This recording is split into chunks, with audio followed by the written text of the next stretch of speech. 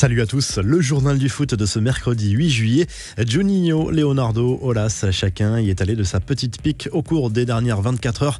Tout est parti d'une interview du directeur sportif de l'OL accordée au journal britannique The Guardian. Juninho s'en est pris à Neymar qui l'accuse de ne s'intéresser qu'à l'argent. Le PSG lui a tout donné, tout ce qu'il voulait et maintenant il souhaite partir avant la fin de son contrat. Mais c'est pourtant le moment de donner un retour, de montrer de la gratitude, a lâché le dirigeant lyonnais.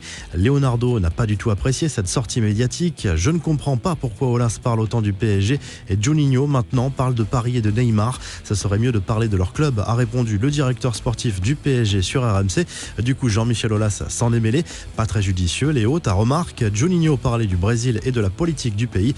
Juni est un homme bien, relis son article et tu apprendras beaucoup de choses, a suggéré le président de l'OL sur Twitter. Zlatan Ibrahimovic a fait le show mardi soir après la victoire contre la Juve en Serie A. À l'issue de la rencontre, il s'est longuement confié aux médias DAZN, a laissé entendre qu'il allait quitter le Milan AC. Il reste encore un mois pour s'amuser, puis viendront les choses que nous ne pouvons pas contrôler. Je suis heureux de jouer, mais je suis désolé pour les fans, car c'était peut-être la dernière fois qu'ils pouvaient me voir en live, a souligné l'attaquant Rossonero. Interrogé sur le soutien qu'il a continué d'apporter à l'équipe après son remplacement, l'ancien Parisien est resté fidèle à lui-même. Je suis président, entraîneur et joueur, tout ça ensemble, mais il ne me paie que pour un seul rôle. Si j'avais été là dès le premier jour, nous aurions gagné le Scudetto, a lâché Ibrahimovic. Et si la victoire est revenue à l'AC Milan, 4-2, mention spéciale à Adrien Rabiot qui a marqué son premier but avec la Juve. Et quel but! Le milieu de terrain français a enchaîné petit pont, rush en solitaire et frappe en pleine lucarne. Les infos et rumeurs du mercato, Antoine Griezmann rassuré sur son avenir au Barça. L'attaquant Blaugrana avait rendez-vous avec ses dirigeants ce mardi.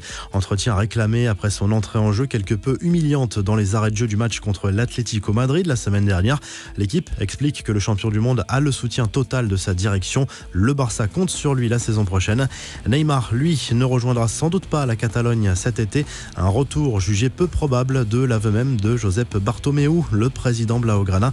La situation économique ne permet pas de telle folie d'après le patron du Barça. Le LOSC de son côté pourrait s'offrir à la révélation de la saison du championnat belge. Jonathan David, milieu offensif canadien de 20 ans, est d'accord pour rejoindre les Dogs.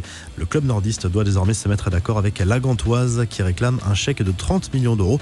Les infos en bref, le Paris Saint-Germain peaufine sa préparation avec un premier match amical qui se profile et ce Le Havre PSG sera un événement presque historique. La rencontre se déroulera en effet dimanche au stade Océane devant 5000 spectateurs et ce sera une première en Europe de l'Ouest depuis la crise sanitaire.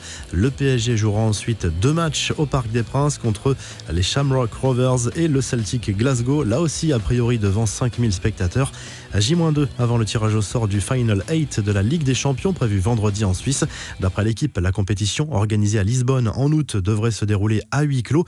Même chose pour les 8e de finale retour qui n'ont pas pu se disputer, dont Juventus Lyon qui se jouera donc sans public mais bien à Turin. 6 ans déjà, jour pour jour, le 8 juillet 2014, l'Allemagne écrasait le Brésil en demi-finale du mondial.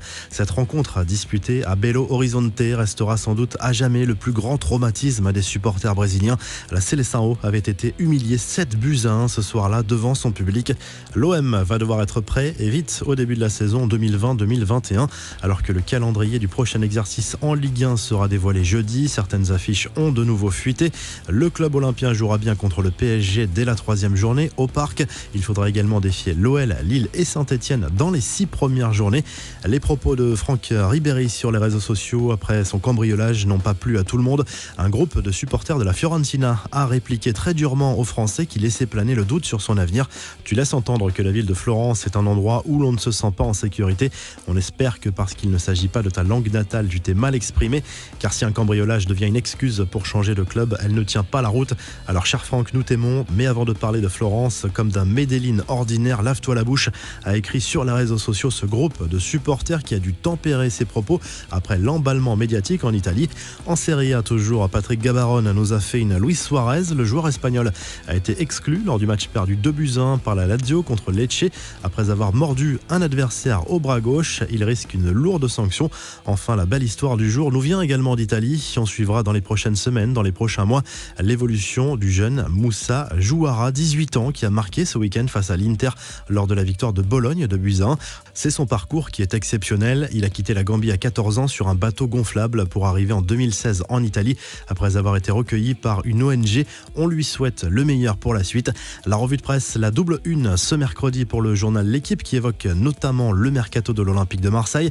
Après avoir obtenu la signature définitive de l'Espagnol Álvaro González, André Villas-Boas aimerait attirer le défenseur argentin Leonardo Balerdi, 21 ans, qui joue au Borussia Dortmund. L'autre une de L'Équipe est consacrée au clash à distance entre Leonardo et Juninho. Le directeur sportif du PSG a répliqué sèchement à son homologue de l'OL qui avait lancé les hostilités en critiquant Neymar et sa cupidité. En Italie, la Gazette dello Sport revient sur la grosse performance du Milan AC qui a renversé la Juve mardi soir à San Siro. Menés 2-0, les rossoneri se sont imposés 4-2 grâce à une dernière demi-heure de folie. La Juve conserve malgré tout ses 7 points d'avance en tête grâce à la défaite de la Lazio à Lecce.